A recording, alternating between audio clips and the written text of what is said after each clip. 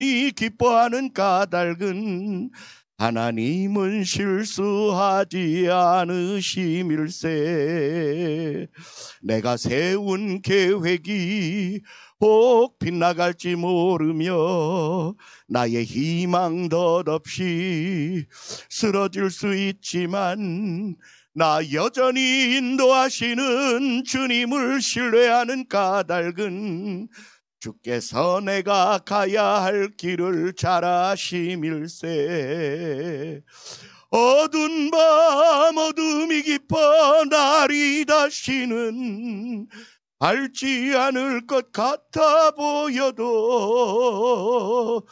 내 신앙 부여잡고 주님께 모든 건 맡기리니 하나님을 내가 믿음일세.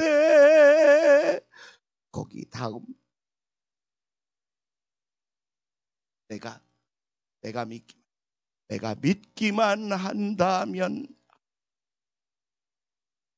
믿기만 한다면 오병이어의 이적이 내 삶 속에서 이게 뭐 반주가 많이 어렵네. 여기 그 다음 거 해봐 주세요. 아니 나는 믿노라.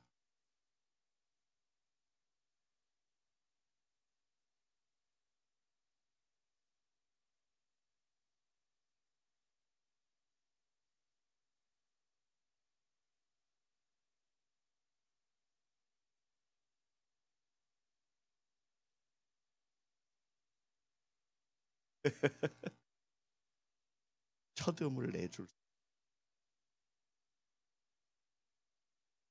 아니 밥.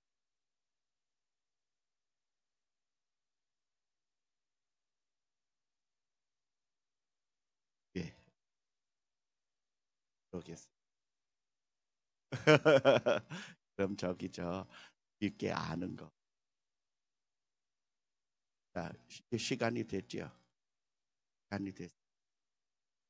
시작하도록. 할렐루야. 주의 이름으로 여러분을 축복합니다. 모든 곳에서 오늘 하루 금식하시며 그리고 나라와 민족을 위하여 사랑제일교회 전광훈 목사님 그리고 고통받는 수많은 영혼들을 위하여 기도하는 모든 성도님들을 주의 이름으로 축복합니다. 오늘 우리가 드리는 이 예배가 하나님이 기뻐 받으시는 온전한 예배가 되기를 원하고 하나님의 선물과 그리고 여러분의 속에서 생명의 생수가 솟아나는 놀라운 은혜와 축복의 역사가 나타나기를 원합니다. 우리 먼저 예배를 위하여 사도신경으로 신앙 고백을 합니다.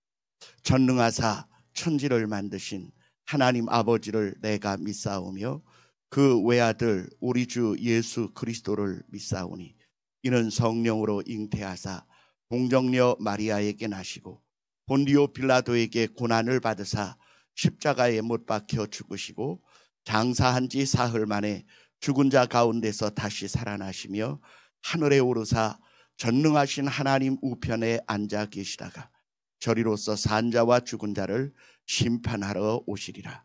성령을 믿사오며 거룩한 공회와 성도가 서로 교통하는 것과 죄를 사하여 주시는 것과 몸이 다시 사는 것과 영원히 사는 것을 믿사옵나이다.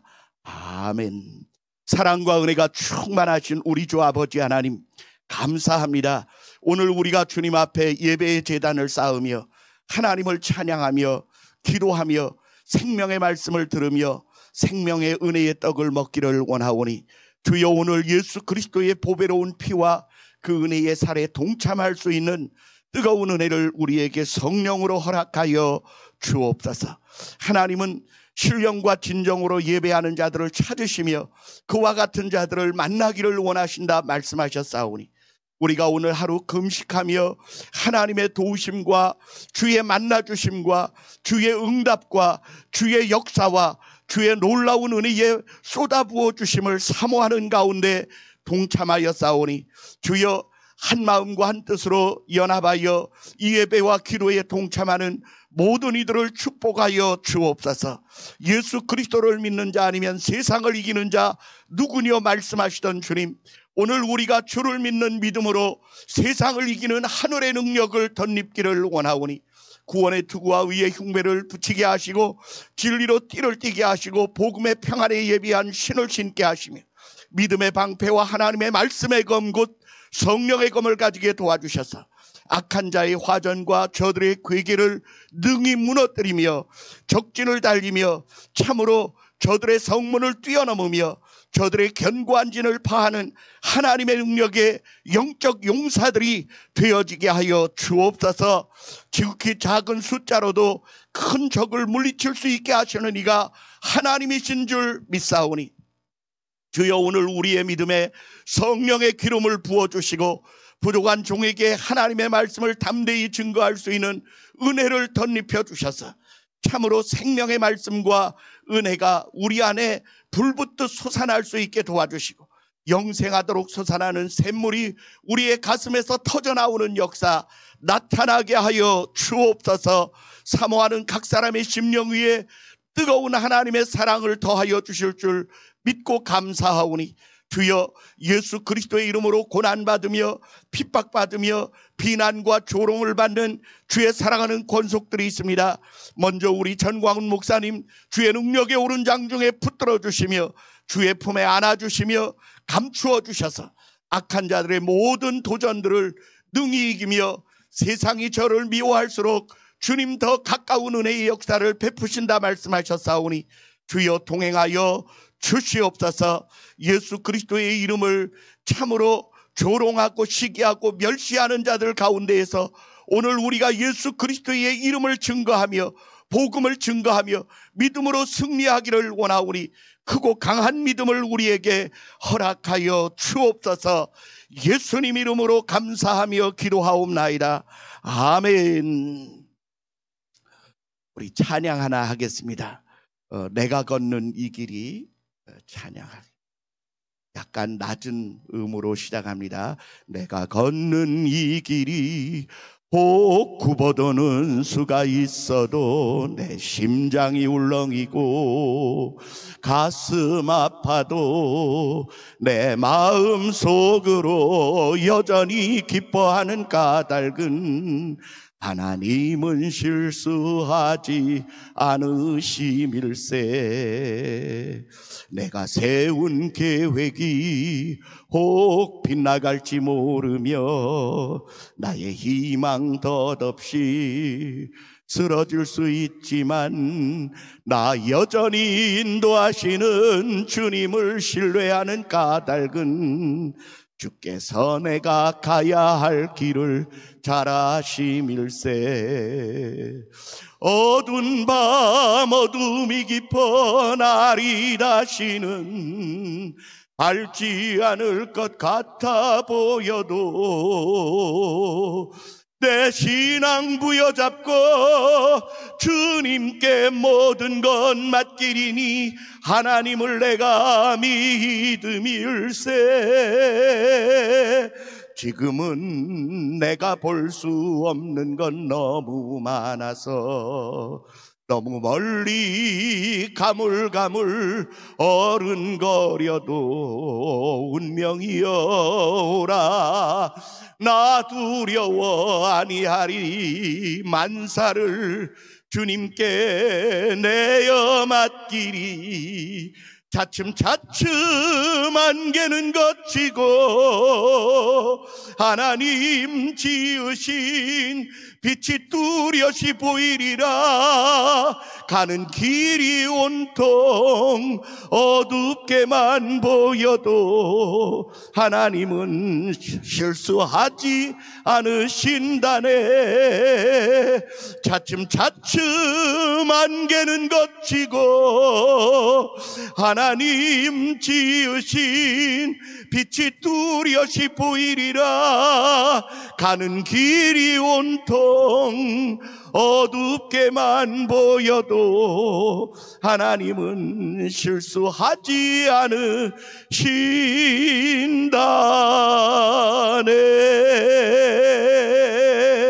아멘. 우리가 요즘 우리에게 다가오는 환난과 시련에 대하여 많은 이들이 혹시 하나님 실수하시는 거 아니십니까? 아니 저렇게 악한 자들은 그냥 놔두시고 아니 의롭고 진실한 자들을 감옥에 넣으시는 일이 하나님 하시는 일 맞으십니까? 그렇게 우리가 주님을 향하여 때로 원망도 하고 불평도 할 수 있어요.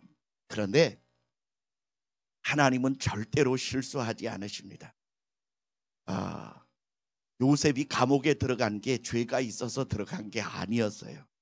그럼에도 불구하고 하나님은 그가 감옥에 들어가기를 원하셨습니다. 왜냐하면 거기 만나야 할 사람들이 있고 쓰임받아야 할 사람들이 있었기 때문이지요. 또한 그 일을 통하여 하나님 하시기를 원하시는 놀라운 계획들이 우리의 머리로는 이해할 수 없는 일들이 있을 수 있다는 사실입니다. 오늘 우리가 이 환난과 역경의 이 고난의 골짜기를 지나고 나면 하나님이 우리에게 어떤 은혜를 주실는지 여러분 기뻐하고 즐거워할 수 있는 놀라운 일들이 준비되어 있는 줄 믿습니다. 오늘 말씀의 제목은 참된 예배란 무엇인가입니다.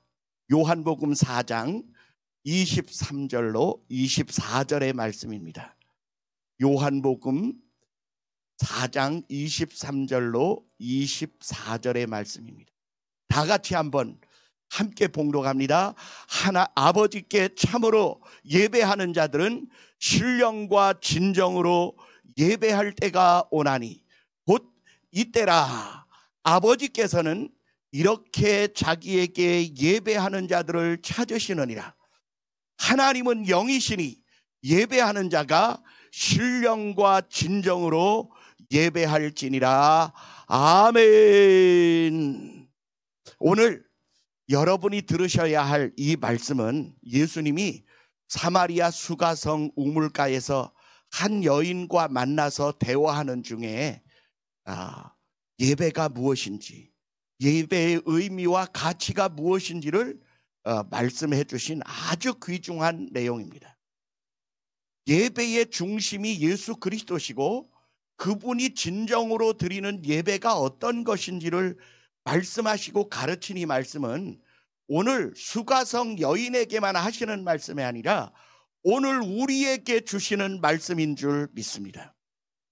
예수님이 사마리아 도성으로 들어가셨습니다. 당시에 이스라엘 백성들은 사마리아 사람들은 이방인의 더러운 피가 섞였기 때문에 그들과 상종하지 않겠다. 그래서 저 갈릴리 사람들이 유다도로 올 때에는 사마리아 길을 이렇게 우회해서 갔어요. 또 유다 사람들이 저 갈릴리로 갈 때에도 사마리아 도를 이렇게 비껴서 이렇게 다녔습니다. 그런데 예수님은 사마리아 성으로 곧바로 들어가셨습니다. 왜냐하면 주님이 만나야 할 사람이 있었기 때문입니다. 진정 인생에 목마르고 갈급하고 안타까워하는 한 영혼을 구령하기 위하여 주님이 사마리아로 들어가셨어요. 그리고 야곱의 우물가에 걸터 앉으셨습니다. 그때의 시간이 제6시쯤이라 하였는데 우리나라 시간으로는 정오쯤 됩니다. 12시쯤. 제자들은 피곤하여 앉으신 예수님을 우물가에 내버려 두고 음식을 구하기 위하여 사마리아 도성으로 들어갔는데 예수님이 걸터 앉으신 이 우물가에 한 여자가 물동이를 이고 물을 기르러 왔어요. 그 시간은 이스라엘 여자들이 물 기르러 올 시간이 아닙니다. 왜냐하면 너무나 뜨겁고 덥기 때문이죠.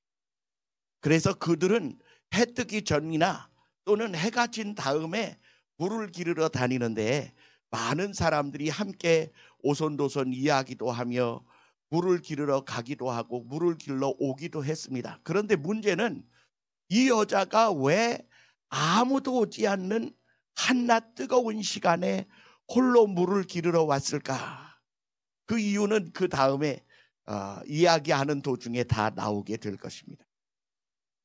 이 여자가 예수님이 걸터 앉은 우물가에 우물로 가서 물을 깃기 시작을 했습니다. 그러자 예수님이 그 여인에게 말을 걸었어요.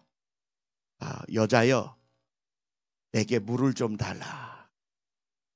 그랬더니 이 여자가요, 예수님을 이렇게 쳐다보니까 유대인이에요. 사마리아 사람들은 사람으로 취급도 하지 않는 유대인 남자가 목이 마르니까 날더러 이방인 여자더러 물을 달라 하나? 그래서 아니 당신은 유대인인데 이방인 여자에게 목마르다고 물을 좀 달라 하십니까? 그랬더니 예수님이 그 여자에게 이렇게 대답하십니다. 내게 물을 좀 달라 하는 이가 누구인 줄 알았더라면 내가 하나님의 선물과 그가 생수를 내게 줄 터이라.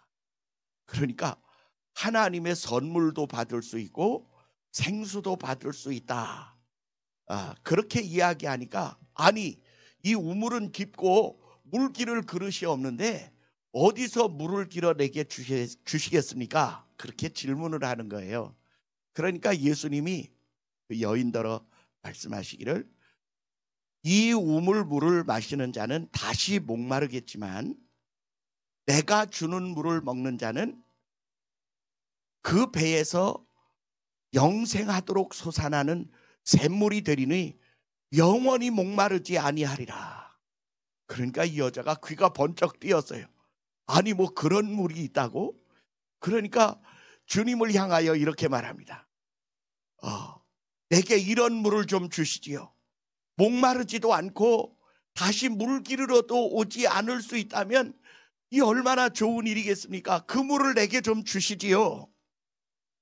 그러자 예수님이 아주 직접적으로 그 여자의 목마른 인생의 문제에 들어가시게 됐습니다.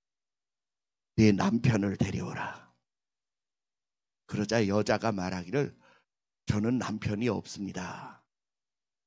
그랬더니 예수님이요 여자를 측은한 눈으로 쳐다보시면서 내가 남편 없다 하는 말이 옳다. 내가 이전에 남편이 5이나 있었는데 지금 있는 남편도 내 남편이 아니니 남편 없다 하는 내 말이 옳도다. 참되도다.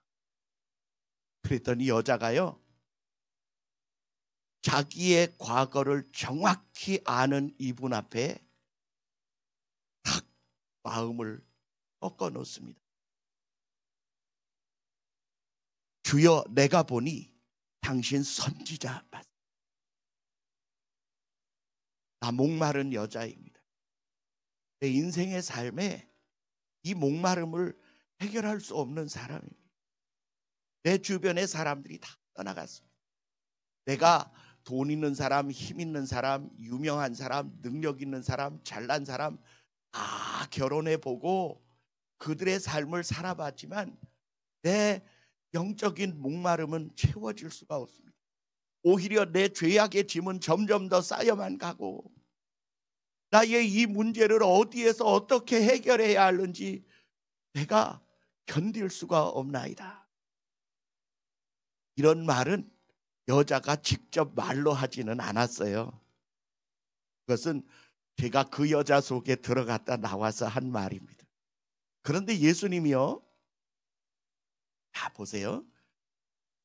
이 여자의 당신은 선지자로소이다 그러면서 꺼낸 이야기가 뭐냐 하면 우리 조상들은 여기 사마리아에 있는 그리심산에서 예배해야 된다 말하고 유대인들은 예루살렘에서 예배해야 된다고 말하는데 어디에서 예배를 드려야 나의 이 죄의 문제와 내 삶의 목마름의 문제가 해결될 수 있으리까? 그걸 질문했습니다. 많은 분들이 이 성경의 설교를 10번 이상 들으신 분도 많으실 줄 알아요.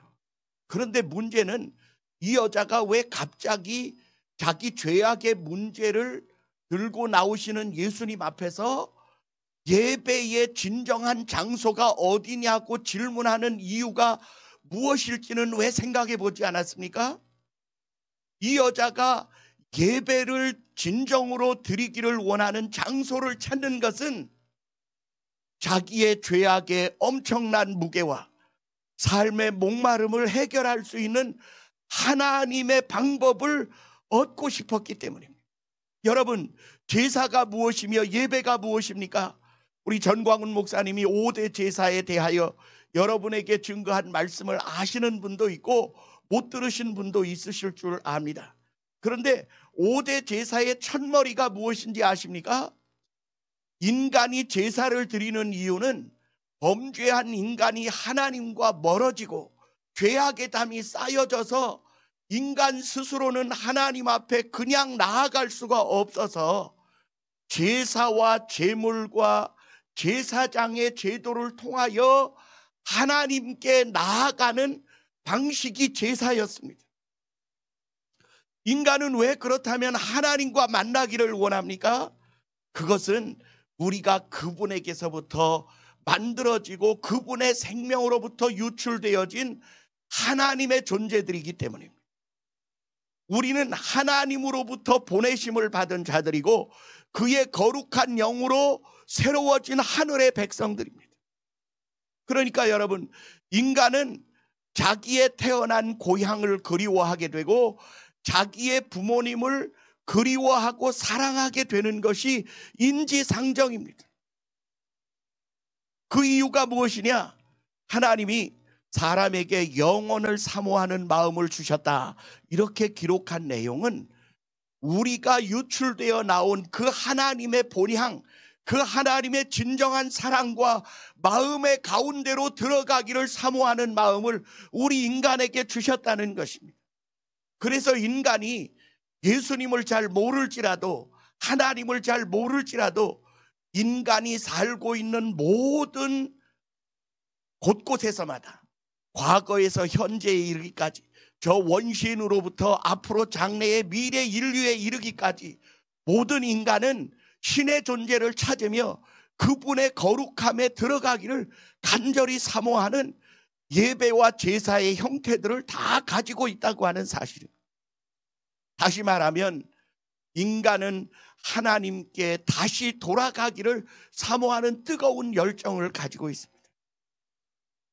그것이 예배와 제사의 진정한 목적이고 의미이고 방법입니다. 어린아이 하나가 엄마와 함께 놀이동산에 갔어요. 온갖 놀이기구와 휘황찬란한 그 장식품들과 광대들과 볼거리들이 엄청나게 많고 좋은 장난감들이 많고 먹고 싶은 맛있는 음식들이 아무리 많아도 돌아다니다 보니까 엄마가 없어요. 자기의 어머니가 없어진 아이가 놀이기구에 계속 마음이 꽂혀 있을 수 있을까요? 장난감에, 화려한 놀이에? 아니요. 그 어떤 것도 눈에 들어오지 않습니다. 그 어머니가 유명하지 않아도, 대단하지 않아도, 똑똑하지 않아도, 아름답지 않아도, 배우지 않아도 상관이 없어요. 그 아이에게 있어서는 자기의 전부인 그 어머니를 만나는 것이 최우선의 목적이고, 그 어머니를 만나기까지 어떤 장난감도, 어떤 음식도, 어떤 놀이기구도 그 아이의 마음을 흡족하고 풍족하게 해줄 것은 하나도 존재하지 않는 것과 같습니다. 인간은 무엇으로 행복하고 만족할 수 있느냐? 돈으로, 명예로, 권력으로, 이 세상의 재미와 즐거움과 마약과 환락과 그리고 이 세상의 쾌락과 향락으로 인간이 만족할 수 있느냐? 절대 그렇지 않습니다. 인간이 진정으로 만족할 수 있는 것은 하나님께 나아가 그분을 만나 그분과 하나가 되어지고 그분의 마음과 뜻과 생각이 우리 안에 사랑으로 채워지는 그 순간이 아니면 인간은 만족하지 않아요. 이 여자가 예수님을 향하여 진정으로 예배가 하나님께 연락되어질 장소는 그리심산이 맞습니까? 예루살렘이 맞습니까? 이렇게 질문했어요. 그랬더니 예수님이 말씀하시기를, 여자여, 내 말을 믿으라. 이 산에서도 말고 예루살렘에서도 말고 아버지께 예배할 때가 이르리라. 그때가 곧 지금이라고 말씀하고 계십니다. 너희는 알지 못하는 것을 예배하고 우리는 아는 것을 예배하노니 이는 구원이 유대인에게서 남이니라. 아버지께 참으로 예배하는 자들은 신령과 진정으로 예배할 때가 오나니 곧 이때라. 아버지께서는 이렇게 자기에게 예배하는 자들을 찾으시느니라. 하나님은 영이시기 때문에 우리의 물질적이고 육신적이고 세상적이고 그리고 외식적인 어떤 형태들로 만족하시는 분이 절대로 아니십니다. 그분은 신령과 진정으로 예배하는 자들을 찾으십니다. 그러면 여러분, 여기 신령은 무엇이고 진정은 무엇입니까? 어떤 분들은 이 부분을 자기 멋대로 막 해석을 해요. 여러분, 개역 개정판 성경의 신령은 성령으로 기록되어 있습니다. 그리고 진정은 진리로 기록되어 있습니다. 여러분, 이 성경의 해석의 신령과 진정은 이제 우리가 그 단어를 좀 바꾸어서 믿어야 할 때가 됐습니다. 하나님은 영이시니 예배하는 자들은 성령의 도우심을 힘입어 하나님께 나아가고 예수 그리스도로 말미암아 예배해야 할지니라. 그렇게 바꾸어져야 합니다. 왜냐? 이 진정을 진리로 말한다면 요한복음 4장 6절에 표현하기를 내가 곧 길이요 진리요 생명이니 나로 말미암지 않고는 아버지께로 올 자가 없느니라 말씀하셨습니다. 그러면 여러분, 아버지께 참으로 예배하는 자들은 성령과 예수 그리스도로 예배해야 할 때가 오나니 그리심산도 아니고 예루살렘도 아니라 지금 내가 있는 이 자리가 진정과 신령으로 예배하는 자리가 된다. 그렇게 말씀하신 것입니다. 여러분, 이 말씀을 우리가 잘 기억해야 합니다. 이 여자는 자기의 온 삶의 문제를 걸어놓고 진정으로 예배하여 하나님 만나기를 갈구하고 있었어요. 그랬더니 예수님이 말씀하시기를 예루살렘까지 갈 필요 없다. 그리심산에 갈 필요가 없다. 여기가 지금 신령과 진정으로 드리는 참 예배의 자리다. 그 이유를 제가 가르쳐 드리겠습니다. 여러분, 예수님이 누구십니까? 예수님은 성전 되신 분이십니다. 제단 되신 분이십니다. 번제단 되신 분이십니다. 요한복음 2장에 보니까 예수님이 예루살렘 성전에 들어가셨는데 성전 안에 비둘기와 양과 소와 동전 바꾸는 자들이 가득했어요. 예수님이 노하셔서 노끈으로 채찍을 만들어 성전을 정결케 하기 시작을 하셨어요. 그것들을 다 내어 쫓으시며 말씀하시기를 내 아버지의 집은 만민이 기도하는 집이라 하였거늘 너희는 내 아버지의 집을 강도의 굴혈로 만들었다. 그리고 그들을 다 쫓아내자 대제사장과 제사장의 무리가 쫓아나왔어요. 네가 무슨 권한으로 이와 같은 일을 하느냐? 그러자 예수님이 말씀하시기를 이런 말씀을 하셨습니다. 2장 19절입니다. 예수께서 말씀하시기를 너희가 이 성전을 헐라 내가 사흘 동안에 다시 일으키리라 이렇게 말씀하십니다.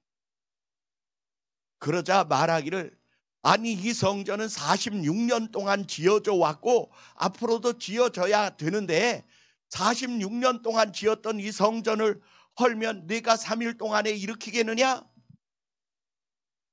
예수님이 재판받으실 때에도 이 말을 빌미 잡아서 성전을 헐고 3일 만에 짓는 자라고 예수님을 힐난하였습니다.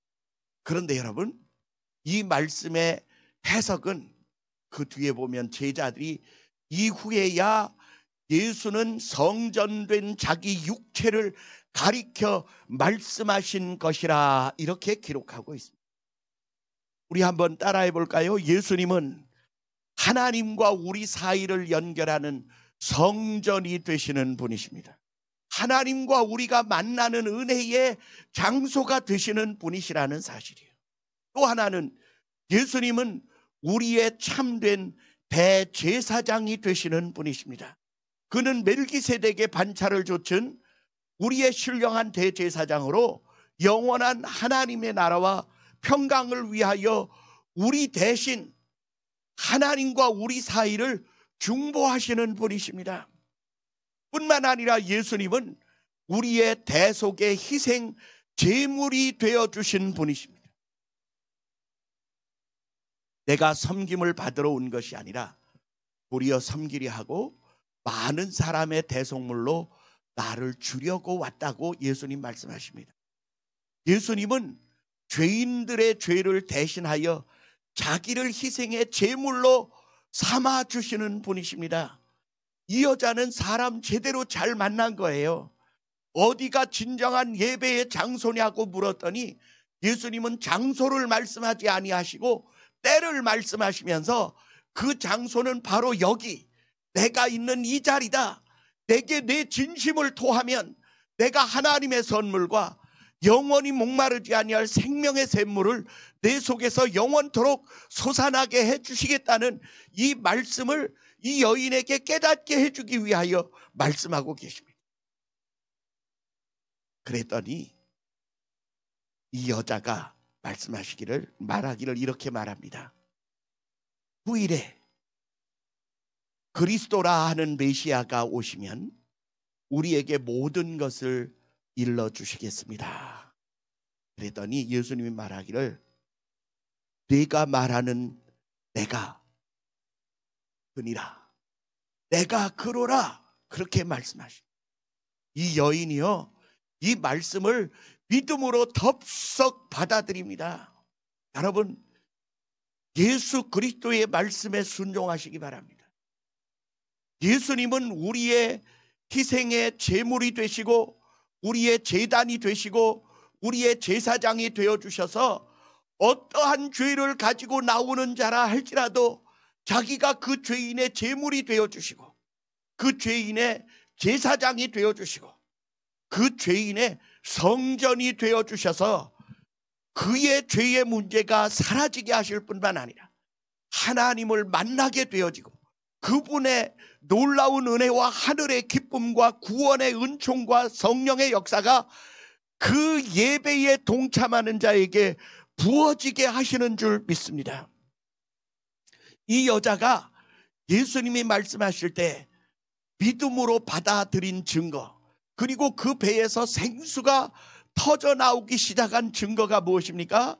이 여자가요, 물 기르러 왔잖아요. 물동이를 버려두고 동네로 뛰쳐들어갑니다.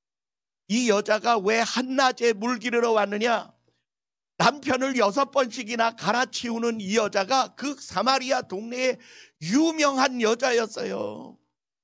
씹어대기 좋은, 아주 좋은 말거리 중에 말거리였습니다.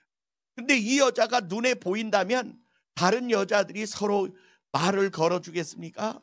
대화를 제대로 해주겠습니까? 아니면 이 여자를 사랑해 주었겠습니까? 않아요. 이 여자는 다른 이들의 눈초리를 피하여 한낮에 아무도 오지 않는 그때에 물 기르러 왔어요. 이 여자는 외롭고 고독한 여자입니다. 남편들을 전전하며 인생을 다 허비해 본 여자입니다. 이제는 그 이 세상의 어떠한 방법으로도 자기의 영적인 목마름과 자기의 필요를 채울 수 있는 다른 방법이 없다는 사실을 알고 어디에가 예배를 드려 나의 이 쌓인 죄의 문제를 해결받고 하나님이 우리를 사랑하신다는 그 놀라운 사랑의 기쁨을 우리가 얻을 수 있을까? 내가 얻을 수 있을까? 그 일에 고민하던 여자가 지금 주님을 제대로 만난 거예요. 그래서 진정한 예배는 신령과 진정으로 드리는 예배를 하나님이 예배하는 자들을 찾으시는데 이 여자는 경건한 심령으로 돌아갔습니다. 정말로 메시아가 와서 이 말을 해준다면 나는 그 말을 기쁨으로 받아들이겠다. 그랬더니 주님이 대답하십니다. 내가 그러라. 이 여자가 즉시 아멘으로 받아들이고 그 속에 하나님의 선물인 구원의 선물이 임하게 된 것입니다. 그래서 생수가 그 배에서 솟아나기 시작했어요. 물동이가 필요한 게 아니에요. 이제 이 여자는 솟아나는 기쁨을 감당할 수가 없어서 자기를 비난하고 조롱하던 그 동네 한가운데로 들어가서 이렇게 외칩니다. 나와 보시오. 내가 행한 이전의 일들을 말한 이 사람이 참된 그리스도가 아닙니까? 선지자가 아닙니까? 여러분 나와서 보시오. 내가 이와 같이 나의 이전의 부끄러움과 나의 이전의 수치를 이렇게 떠들며 여러분에게 전달하고 싶은 나의 안에 이 기쁨을 여러분도 나와서 맛보게 되시기를 원합니다. 동네 사람들이요, 맨날 사람들을 피하여 도망다니던 이 여자가 갑자기 동네 한가운데 사거리에 나와서 사람들을 향하여 외칩니다.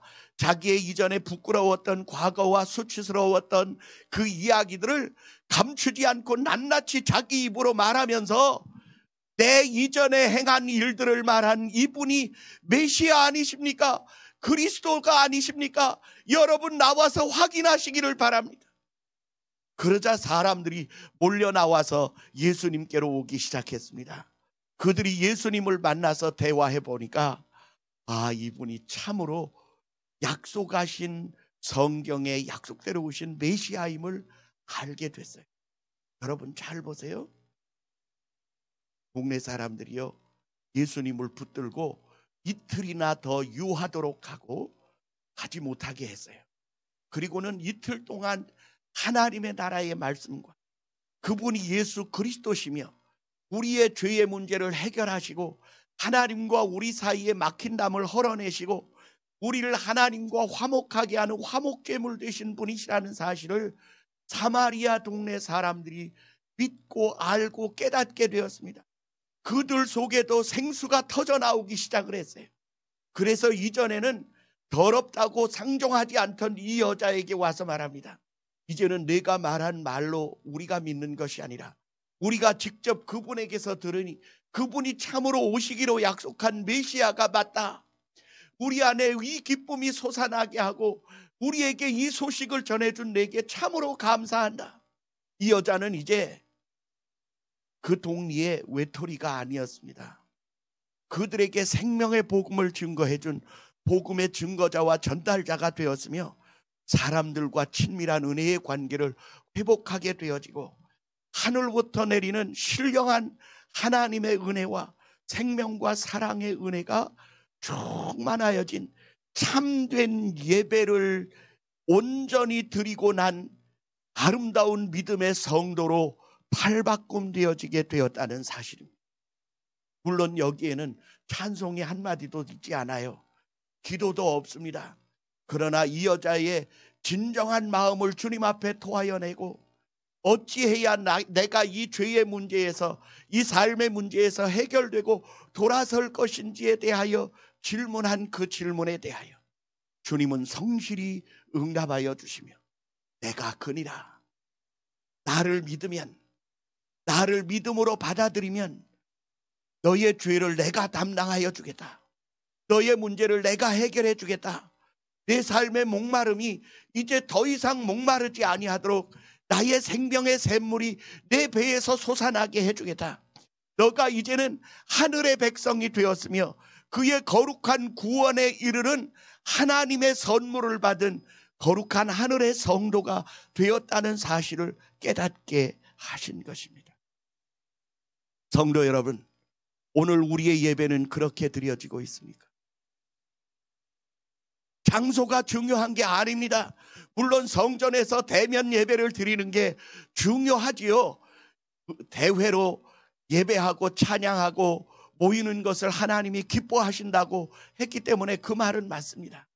그러나 참된 예배는 꼭 큰 자리에서 드려야만 하나님이 기뻐 받으시는 예배가 아닙니다.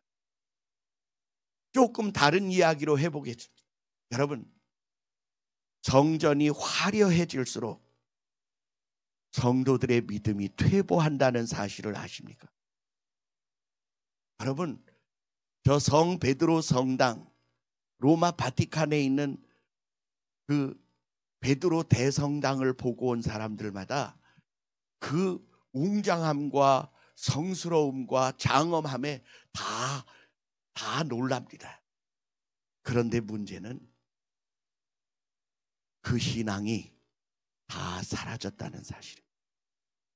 다 예수님을 팔아버리고 눈에 보이는 것을 얻기 위하여 세상으로 나아가고 보이지 않는 하나님에게 신령과 진정으로 성령과 예수 그리스도로 하나님을 만나기를 간절히 사모하는 믿음은 사라져버렸다는 사실.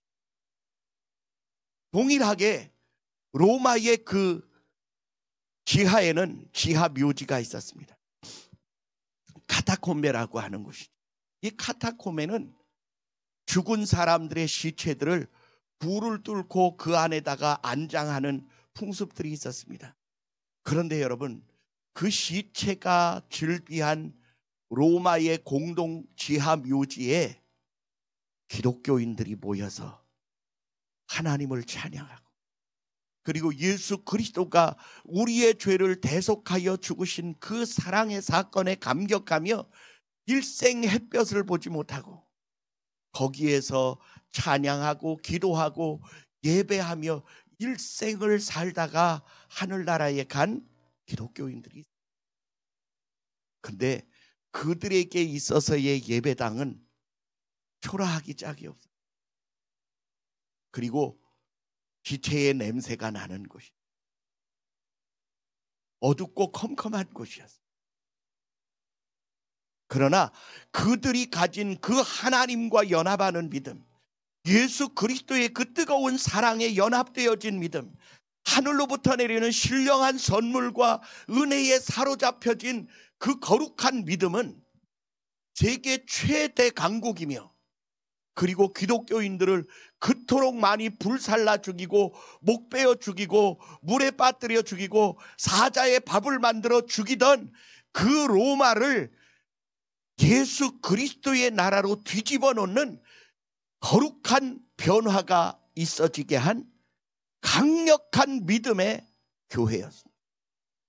저는 여러분에게 권합니다. 여러분, 예배당에서 예배 못 드려서 목마르시지요? 안타까운 줄 압니다. 그리고 아비 잃은 자식들, 사랑제일교회 성도들이 목사님을 저 구치소에 보내놓고 얼마나 가슴,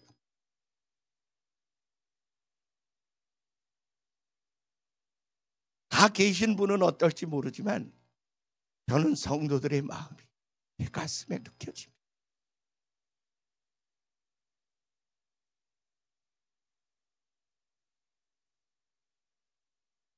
그러나 실망하거나 낙심하지 마시기. 하나님 우리 편이시고 전 목사님이 죄가 있어서 들어간 게 아니라는 사실을 알만한 사람들은 다 압니다.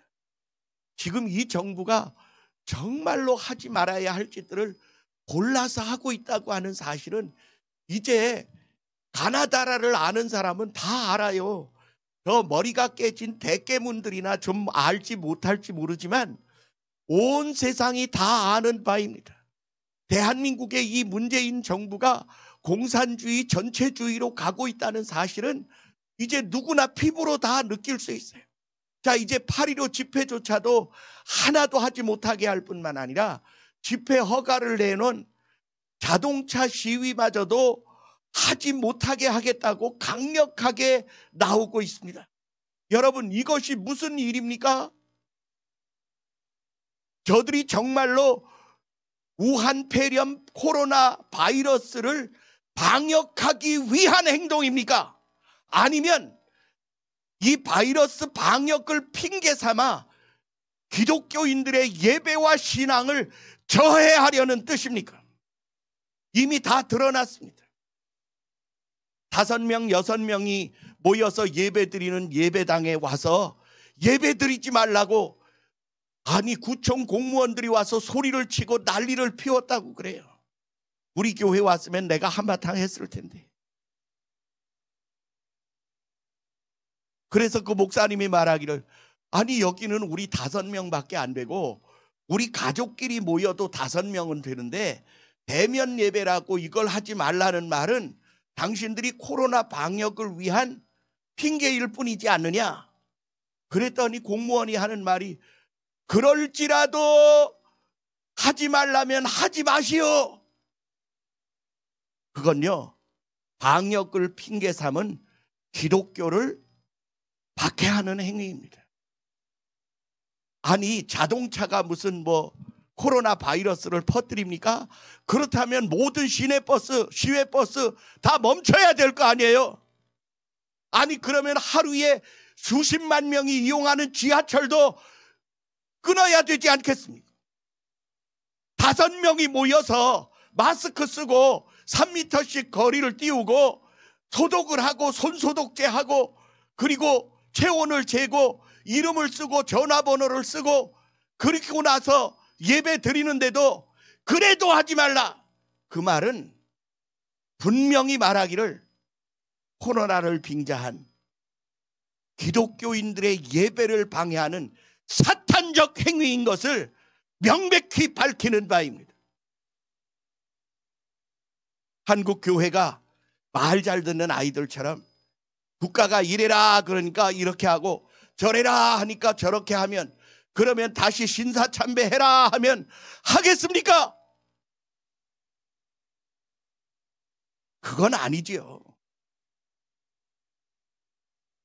아무리 이 세상의 권력자가 자기의 권력으로 행사할 수 있는 권력을 행사한다 할지라도 하나님의 백성들은 이 세상의 권력보다 더 큰 권세 위에 계신 하나님의 법에 순종해야 하는 것이 마땅할 줄 믿습니다. 이스라엘 사람들이 나라가 망하고 예루살렘 성전이 다 폐허가 되었습니다. 돌 하나도 돌 위에 첨놓이지 아니하고 다 무너진 일이 과거 솔로몬 성전이 무너졌을 때뿐만 아니라 주후 70년 티투스에 의하여 성전이 예수님이 예언한 대로 돌 위에 돌 하나도 첨놓이지 아니하고 다 무너뜨려진 바 되리라 말씀하신 대로 성전이 무너졌어요. 이스라엘 백성들은 날마다 예루살렘 성전이 있던 곳을 향하여 손을 들고 기도하며 가슴 아파하고 그 성전을 회복하기를 위하여 사모했습니다. 여러분, 지금도 여러분이 여러분의 교회에서 그렇게 기쁨으로 예배했던 그때를 사모하고 안타까워하고 있는 줄 압니다. 그런데 여러분, 이 사실을 압시다. 예배의 처소는 사라졌는지 모르지만 우리 안에 있는 하나님을 찾는 신앙은 사라진 게 아닙니다. 그 믿음은 이제 우리 안에 예수 그리스도라고 하는 우리를 위한 길이 되시고 진리가 되시고 생명이 되시고 그리고 우리의 성전이 되시고 우리의 구원의 선물이 되시고 우리의 희생의 제물이 되어주신 예수 그리스도가 우리 안에 계십니다. 우리는 그분을 중심으로 하여 하나님 앞에 나아갈 수 있습니다. 내가 곧 길이요 진리요 생명이니 나로 말미암지 않고는 아버지께로 올 자가 없다 말씀하신 그대로 예수님은 우리가 아버지 하나님을 향하여 나아가는 길이 되어 주셨습니다. 성전과 성막의 식양을 잠시 여러분에게 상고하게 해드리겠습니다. 성막은 낮고 넓은 문으로 되어 있습니다. 그 낮은 문을 열고 들어가는 그 문은 양의 문 되신 예수 그리스도를 가르쳐 주십니다. 나는 양의 문이라고 요한복음 10장에 예수님이 말씀하셨습니다. 여러분, 예수의 이름으로 하나님을 향한 그분의 문으로 들어오십시오. 그러면 주님이 여러분을 주님 앞으로 영원한 하나님 아버지 앞으로 우리를 이끌어 가시게 될 것입니다. 그 첫 번째 우리가 잊어버리지 말아야 할 것은 우리의 죄를 대신하여 자기를 희생의 제물로 삼으신 번제단이 나타나게 되어집니다. 그 번제단 뒤에는 우리의 더러운 죄와 사망의 권세 아래 뒹굴던 우리의 수치의 허물들을 정결케 하는 정결한 물두멍이 준비되어 있습니다. 그 왼편에는 7개의 금등대가 세워져 있는데 촛대라고 표현되기도 합니다. 이 세상의 빛이시며 사람들의 생명이시며 우리의 생명의 빛 되시고 우리를 세상의 빛이라고 말씀하신 바로 그 예수님을 상징하는 등대가 놓여 있습니다. 그리고 지성소 향하여 세워진 분향단에는 우리의 구원의 향기 되시고 기도의 모범이 되신 예수 그리스도의 분향단이 준비되어 있습니다. 그 오른쪽으로는 떡상이 준비되어 있었습니다. 12개의 떡이 2줄로 놓여 있었는데 그것은 우리의 생명의 양식 되신 예수 그리스도를 상징합니다. 그리고 지성소와 성소를 가름하고 있는 휘장이 있었습니다. 그 휘장은 그리스도의 몸이라 표현되어 있고 예수님이 십자가에 못 박혀 죽으실 때 그 휘장이 위에서부터 아래로 찢어져 갈라짐으로 성소와 지성소 사이에 길을 내어 놓았는데 히브리서는 말하기를 성소 가운데 휘장 가운데 열어놓으신 새롭고 산 길이라 말씀하신 예수 생명의 길이 거기에 준비되어 있었습니다. 그 안에는 언약의 궤가 놓여 있었습니다. 성궤 또는 법궤라고 표현하는 궤가 놓여 있는데 언약궤입니다. 하나님은 너희를 결코 버리지 아니하신다. 나는 너희와 약속한 바를 성실히 시행하는 분이시라고 하는 분명한 하나님의 약속의 궤가 놓여 있습니다. 그 안에 뭐가 들어있는지 아십니까? 십계명이 기록되어진 하나님이 친히 돌에 기록하신 십계명 돌판 2개가 들어있습니다. 이것은 말씀이 육신이 되어 우리 가운데 오신 요한복음 1장 14절의 말씀과 같은 예수 생명의 말씀 되시니가 그 안에 들어있습니다. 그리고 그 가운데에는 만나가 들어있는 금항아리가 있었어요. 그런데 이 금항아리에 들어있는 만나는 우리의 생명의 떡 되신 예수 그리스도를 또한 상징합니다. 세 번째로는 뭐가 있었느냐? 아론의 쌍난 지팡이가 들어있었습니다. 아론의 지팡이는 살구나무로 만든 것이었는데 이미 그것이 뿌리에서 베어져서 말리워지고 껍질이 벗겨지고 그리고 오랫동안 손때가 묻은 아론의 지팡이였습니다. 그런데 하나님은 그 지팡이에서 하룻밤 사이에 싹이 나고 잎이 피고 꽃이 피고 살구 열매가 맺혀서 달리게 하신 분이십니다. 이것은 예수 그리스도의 부활의 상징입니다. 예수님은 우리가 부활할 부활의 첫 열매가 되신다고 고린도전서 1장 16절은 우리에게 말씀하고 있습니다. 여러분, 그리고 그 법궤 위의 뚜껑은 시은좌라고 해서 2 날개를 펼친 천사가 마주보고 있는데 그 뚜껑은 손바닥 넓이의 테두리가 있어서 희생 제물의 피를 각 성물에 뿌리고 바르고 그리고 남은 피를 가지고 와서 그 성궤 뚜껑 위에 묻게 되어집니다. 그러면 2 천사 사이에 희생 제물의 피 사이의 공간에 하나님이 나타나셔서 비로소 말씀하시고 응답하시고 은혜 베푸시는 시은좌라고 하는 곳이 만들어지게 되어집니다. 여러분, 이것이 무엇입니까? 우리가 예수 그리스도를 통하여 하나님을 만나러 가는 모든 길에 예수 그리스도는 우리의 신앙의 표준이고 중심이고 교훈이고 상징이라는 사실을 단적으로 보여주는 내용입니다. 이 말씀을 제가 여러분에게 다시 한다면, 여러분, 예수 그리스도는 죄인된 우리가 감히 하나님 앞에 나아갈 수 없었으나 우리의 죄를 담당하신 예수님이 대신 피 흘려 죽으시고 우리를 하나님 앞에 나아가 서기에 부끄러울 것이 없는 의의 옷을 우리에게 입혀주신 사건이 되어집니다. 여러분, 성경에 응답되어진 제사가 창세기 4장에 기록되어져 있어요. 그 창세기 4장에 무슨 응답의 내용이 기록되어 있느냐? 가인과 아벨이 하나님께 제사했습니다. 가인은 곡식으로 제사하였고 아벨은 양을 잡아서 제사했습니다. 이 가인과 아벨은 그 제사법을 누구에게 배웠을까요? 아버지 어머니에게 배웠어요. 그 아버지 어머니인 아담과 하와는 그 제사를 어디에서 배웠겠습니까? 그 제사는 창세기 3장에 나오는 이 열매를 먹는 이는 정령 죽으리라고 말씀하셨음에도 불구하고 하나님이 아담과 하와를 죽이시지 않고 오히려 그들을 위하여 대신 양을 잡아서 그 양의 가죽으로 옷을 지어 입히신 사건입니다. 그때 그들은 무화과 나무 잎으로 치마를 만들어 입었어요. 이건 인본주의의 옷이라고 말합니다. 인간은 자기의 죄악을 감추어 보려고 권력과 명예와 부귀와 사치와 이 세상의 학식과 그리고 자기의 잘남의 똑똑함으로 자기의 죄와 수치를 가려보려고 온갖 방법을 사용합니다.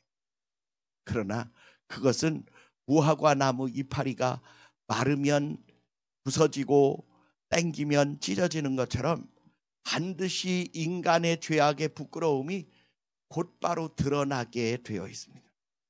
지금 우리나라에 한참 공방이 가열되어 있는 사건이 무엇입니까? 이거 죄 지은 거 맞잖아. 이것도 죄잖아. 이것도 범죄잖아. 그런 공격 앞에 그런 적 없다. 그런 말 한 적 없다. 나는 그렇지 않았다. 그건 죄가 아니다.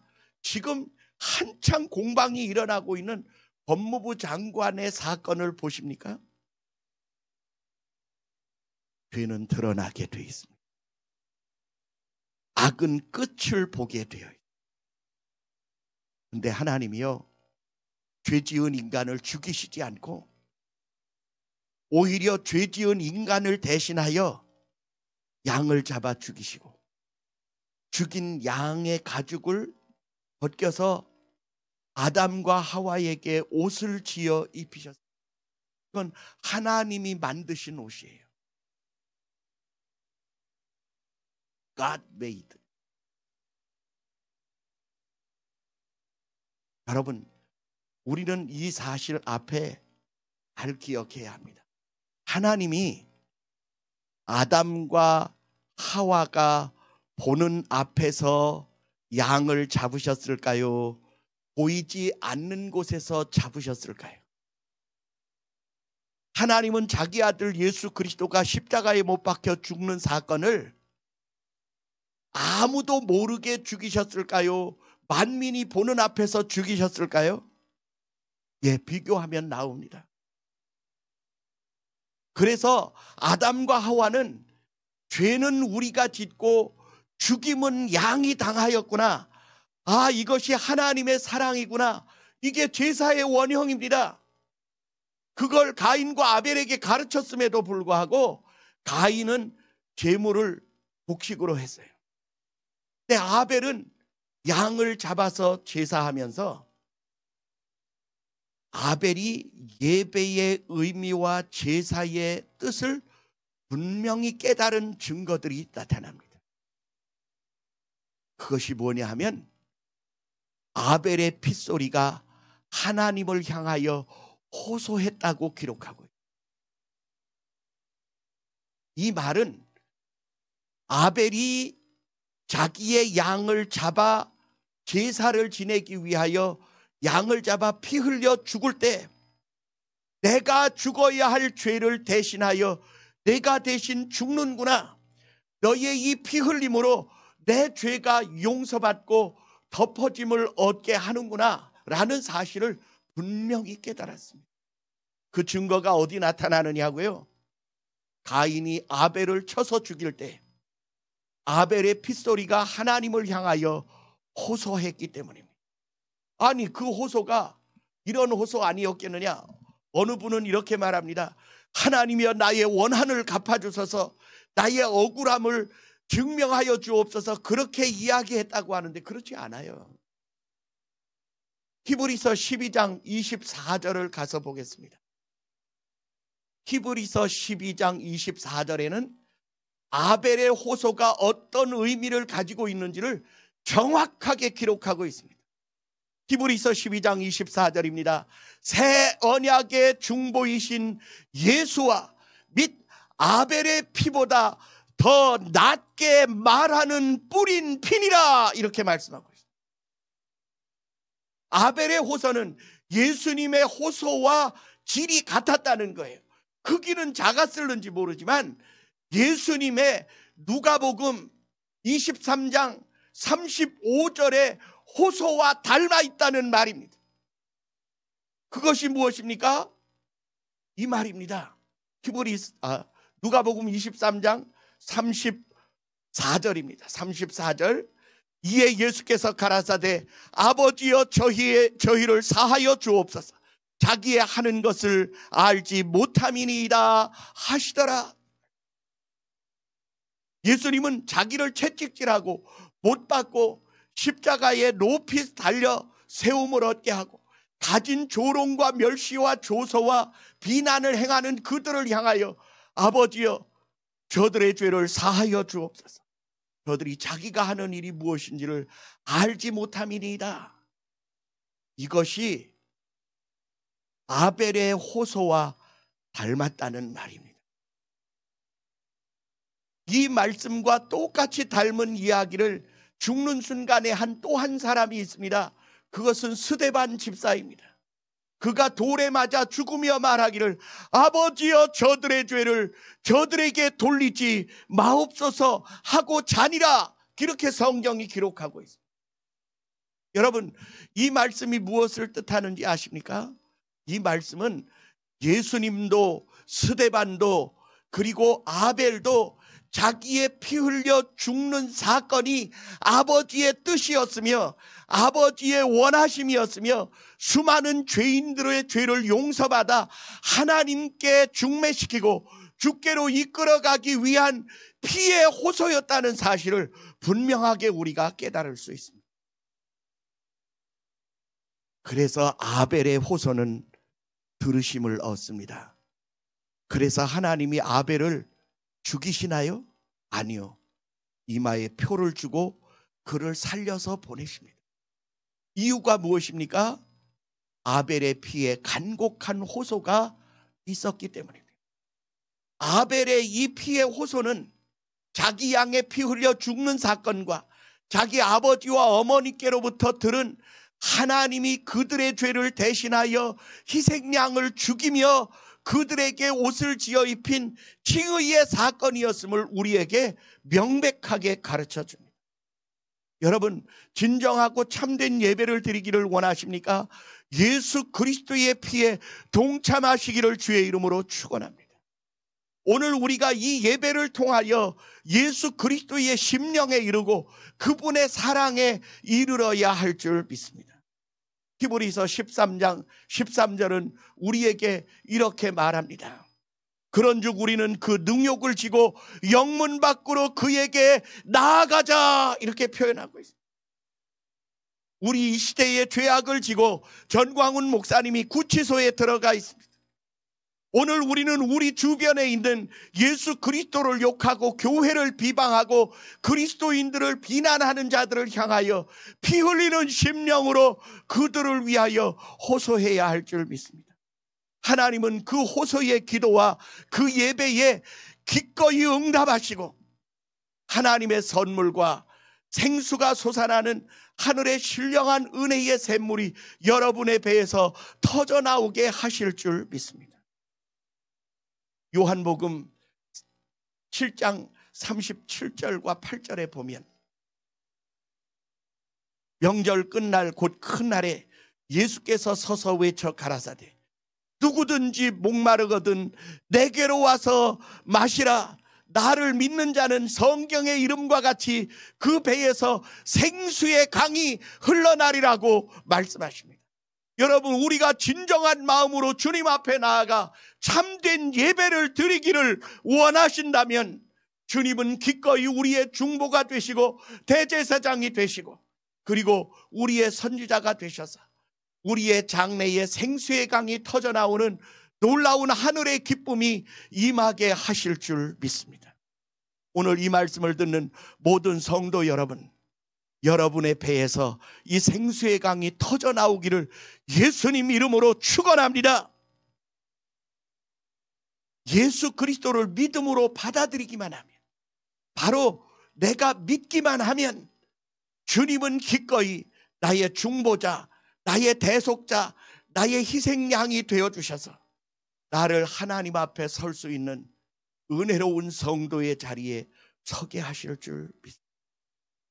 사랑하는 성도 여러분, 그러므로 오늘 우리는 우리를 향하여 비난하고 조소하고 멸시하고 핍박하는 자들을 불쌍히 여길 수 있게 되어지기를 원합니다. 예수께서 천국의 비유를 이와 같이 하셨습니다. 1만 달란트 빚진 자에게 왕이 말합니다. 내 빚을 갚으라. 그러자 그 신하가 말합니다. 지금 갚을 것이 없사오니 조금만 더 참아주옵소서. 그랬더니 왕이 그를 불쌍히 여겨 내가 너의 빚을 탕감하여 주리라. 그러니 평안히 가라. 그랬더니 그 종이 기쁨으로 나아가다가 자기에게 100데나리온 빚진 동관 하나를 만납니다. 너 내 돈 갚아라. 그리고 붙들어서 목을 잡고 막 소리를 지릅니다. 그러자 이 동관이 말합니다. 조금만 더 참아주십시오. 내가 지금 갚을 것이 없으니 반드시 갚으리이다. 그랬는데도 이 사람을 붙잡아다가 자기의 옥에 가두는 것을 아까 이 사람이 1만 달란트의 빚을 탕감받는 자리에 있던 다른 신하가 봤어요. 이거 이러면 안 되는 거거든요. 자기가 1조 원이 넘는 빚을 탕감받았다면 그 1,000만 원 정도, 100만 원 정도 그거 탕감해 주는 일이 뭐 그리 큰 일입니까? 그런데 그는 그것을 용서하지 않고 잡아다가 자기의 감옥에 가두는 모습을 보고 분기가 탱천하여 다시 궁으로 들어가서 임금님을 만납니다. 임금님이 물어봐요. 야, 너 퇴청하다 말고 왜 다시 돌아왔느냐? 그랬더니 이 신하가 말하기를, 임금님, 조금 전에 임금님께서 1만 달란트 빚 탕감해 준 그 인간 있지 않습니까? 있었지. 그래 내가 그를 불쌍히 여겼지. 그랬더니 그 인간이요 가다가 시장 통해서 자기에게 빚진 자를 만나더니 목을 붙잡고 막 돈 갚으라고 하는데 얼마나 빚을 졌길래 저라나. 그리고 물어봤더니 겨우 100데나리온이라. 그래? 그런데 그 사람이 그렇게 사정을 하는데도 그 동관을 자기 집 감옥에 갖다 가두는 모습을 보고 내가 도저히 참을 수 없어서 임금님께 고자질하러 왔습니다. 임금님이 너 고자질 잘했다. 그럼 다시 잡아와라. 그래서 군인들을 시켜 그 사람을 잡아옵니다. 그리고는 임금님 앞에 꿇어앉아. 너 오늘 돌아가다가 어떤 사람 하나 만나서 빚 갚으라고 했다며? 예, 그렇습니다. 그 인간이요 저에게 100데나리온 빚을 졌는데요. 얼마나 심리가 굳은지 오래도록 안 갚았습니다. 그래서 제가 우리 집에 갖다 가뒀습니다. 임금님이 이 종을 이렇게 들여다보더니 야 이놈아, 내가 너를 불쌍히 여김같이 너도 그를 불쌍히 여겨야 마땅하지 않겠느냐. 내가 왜 너의 1만 달란트의 빚을 탕감하여 주었겠느냐. 내가 그리한 것 같이 너도 가서 그리하기를 바랬더니 100데나리온을 용서를 못 해줘서 그 사람을 감옥에 갖다 가뒀다고? 아까 탕감한 거 취소. 너 1만 달란트 다 다시 갚아. 너는 불쌍히 여김을 받을 가치가 없는 존재야. 너 홀이라도 남김없이. 여기 홀이가 뭔지 압니까? 여러분 겨울에 오리털 잠바 입다가 보면 그 오리털 아주 가느다란 털이 이렇게 잠바에서 빠져나와서 공중에 둥둥 떠다닙니다. 그게 홀입니다. 오리 호자에 하나 히리. 홀이라도 남김없이 갚기 전에는 옥에서 나오지 못하리라. 그 옥은 지옥을 가르쳐 말합니다.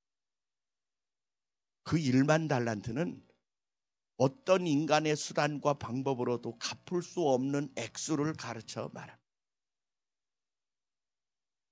여러분, 오늘 우리는 우리에게 대하여 말할 수 없는 핍박과 비난과 거짓말과 온갖 악행을 저지르는 자들을 불쌍히 여겨야 합니다.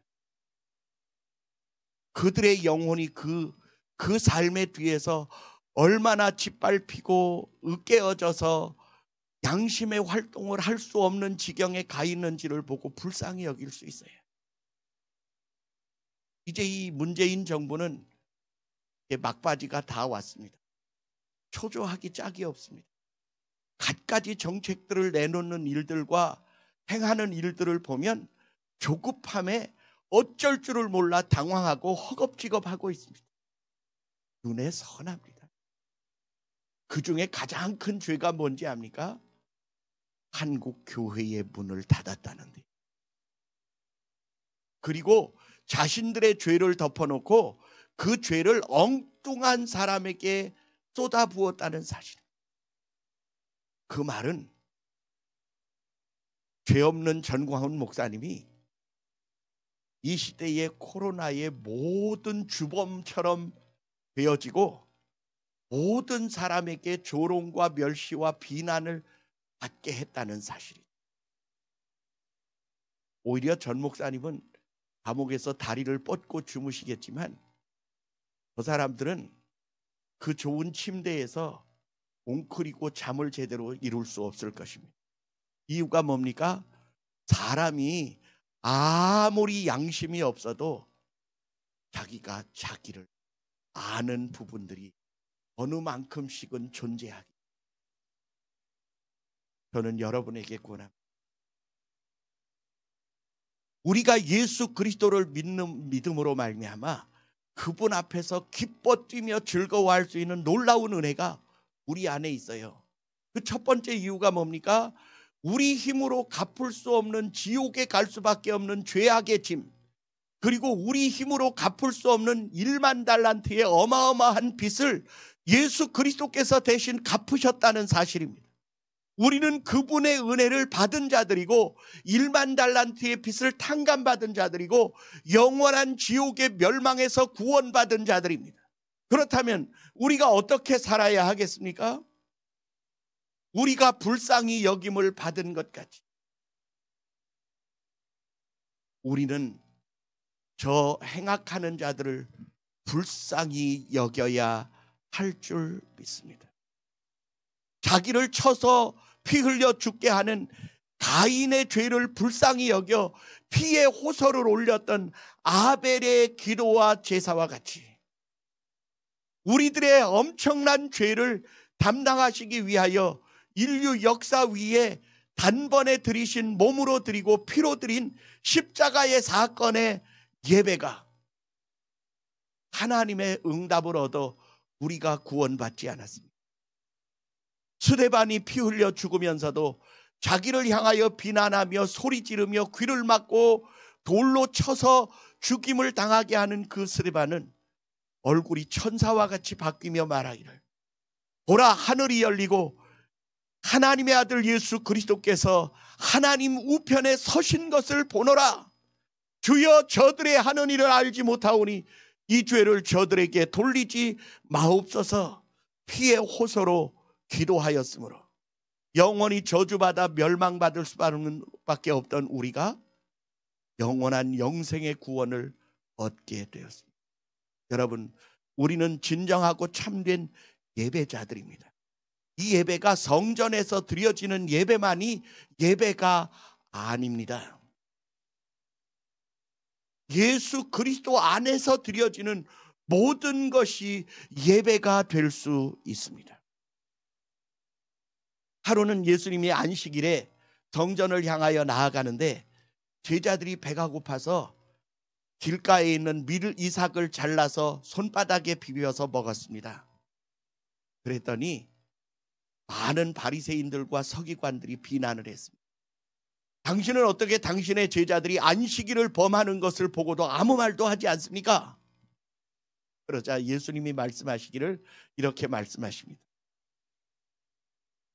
제사장들이 안식일에도 성전 안에서 할례를 행하고 제물을 잡고 손질을 하는 모든 일들이 죄가 되지 않듯이 다윗과 그 일행이 성전 안에서 제사장들이 먹는 진설병을 먹었어도 죄가 되지 않듯이 저들이 내 안에 있으므로 죄가 될 수 없느니라 말씀하시고 이렇게 말씀하십니다.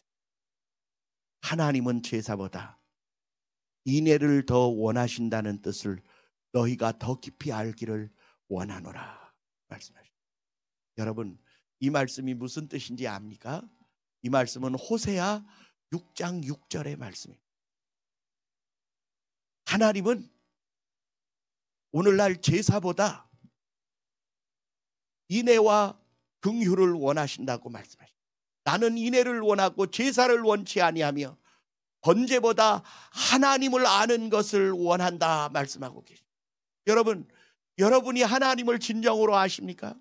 예수 그리스도를 깊이 아십니까? 우리가 그분을 안다면 그 하나님이 우리에게 원하시는 것이 제사보다 인애라는 사실입니다. 사랑이라는 사실입니다. 미가서 6장 6절도 비슷한 내용을 가지고 있습니다. 6장 6절부터 이렇게 말하고 있습니다. 내가 무엇을 가지고 여호와 앞에 나아가며 높으신 하나님께 경배할까? 내가 번제물 1년 된 송아지를 가지고 그 앞에 나아갈까? 여호와께서 천천의 수양이나 만만의 강수 같은 기름을 기뻐하실까? 내 허물을 위하여 내 맏아들을, 내 영혼의 죄를 인하여 내 몸에 열매를 드릴까? 사람아, 주께서 선한 것이 무엇임을 내게 보이셨나니 여호와께서 내게 구하는 것이 오직 공의를 행하며 인자를 사랑하며 겸손히 내 하나님과 함께 행하는 것이 아니냐 말씀하고 있습니다. 천천의 수양이나 만만의 강수 같은 기름을 원하시는 하나님이 아니라 예수 그리스도가 우리를 위하여 자기를 희생하여 피 흘리신 그 사건의 사랑과 아버지 하나님이 우리의 죄값을 자기의 손에서 배나되게 찾으시며 자기 아들의 십자가의 호소를 외면하시기까지 우리를 사랑하셨던 그 뜨거운 사랑이 우리 안에 있음을 깨닫는 것입니다. 그리고 우리가 그 사랑을 실천하는 모든 장소가 예배의 장소가 되어지고 하나님을 영화롭게 하는 장소가 되어지고 하나님 앞에 진정한 예배를 드리는 참 예배의 예배자들이 되는 줄 믿습니다. 사랑하는 성도 여러분, 오늘 우리는 참된 예배가 무엇인지를 예수를 통하여 배웠습니다. 예수님은 우리를 위하여 자기를 희생하시며 십자가상에서 우리의 희생의 제물이 되어주십니다.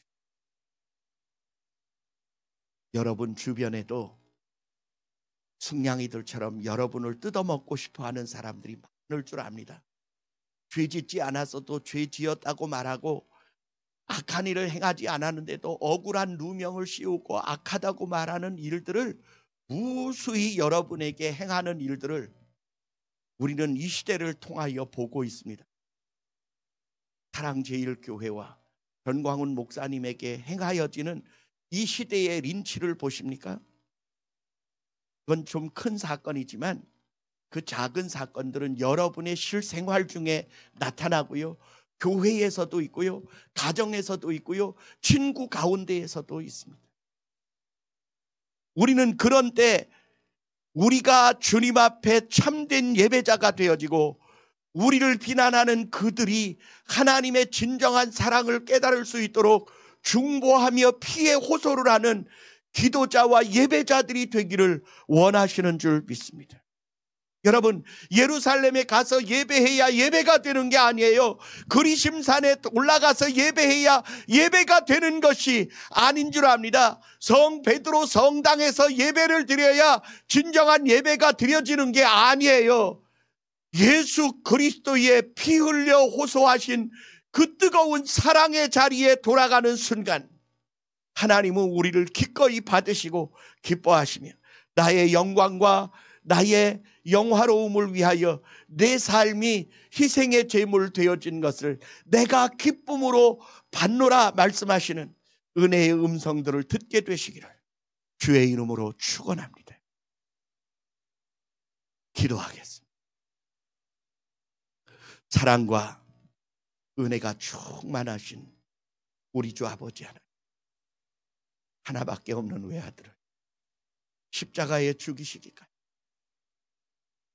엘리 엘리 라마 사박다니 아버지여 아버지여 어찌하여 나를 버리시나이까 외치는 순간에도 주님 그 외침을 외면하시고 우리의 구원을 위하여 자기를 희생하신 아버지의 사랑을 찬양합니다.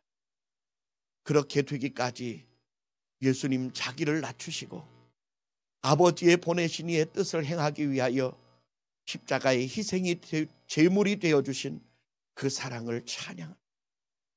우리가 예수님의 그림자인 아벨과 스데반의 모습을 보며 우리도 우리의 주변에 멸망과 저주로 죽어져 갈 영혼들을 불쌍히 여겨 예수님처럼 희생의 제물이 되어지는 거룩한 순간이 올 때 발버둥을 치며 거절할 것이 아니라 기꺼이 우리의 목을 내어놓아 장미꽃보다 더 붉은 피를 흘려 저들의 영혼과 생명을 살려내는 예수 닮은 희생의 제물 되어지기를 원합니다.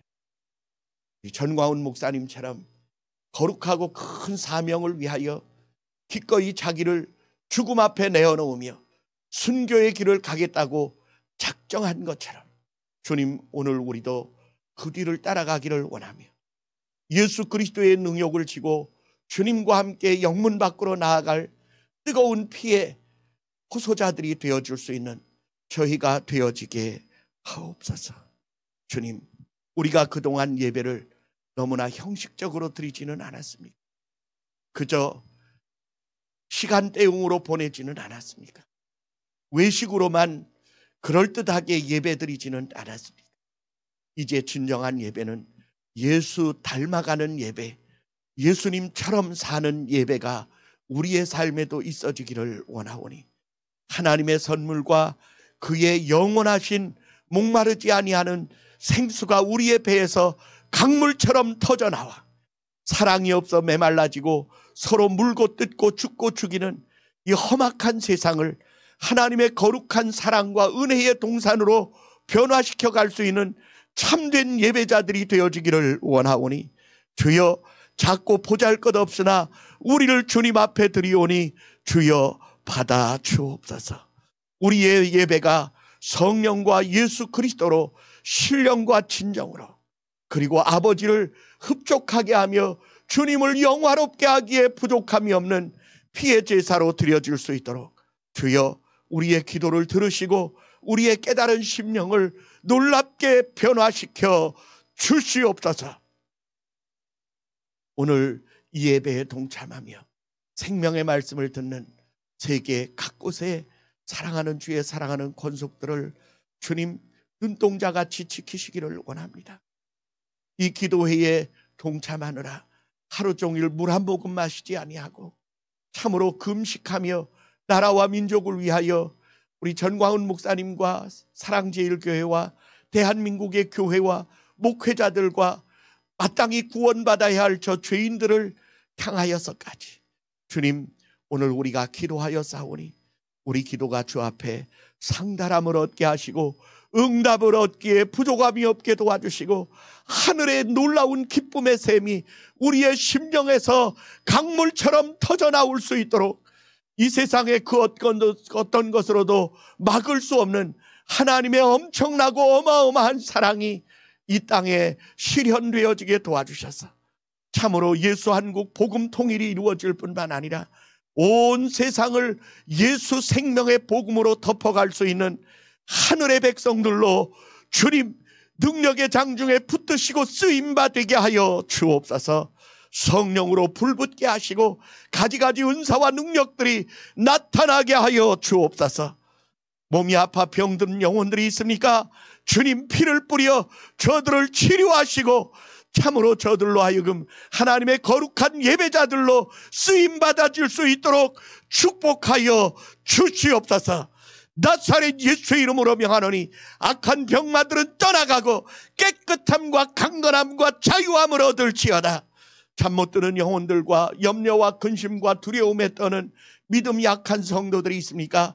강력한 믿음으로 저들을 무장시켜 주시고 하나님의 능력의 전신갑주로 무장하여지게 인도하여 주시사 어떠한 세력도 주님의 이름을 이길 수 없으며 하나님을 대적할 수 없다는 사실을 믿게 하시고 붙들게 하시고 주와 함께 승리의 계가를 부르게 하여 주시옵소서. 예수님 이름으로 축복하며 간절히 기도하옵나이다. 아멘. 아멘.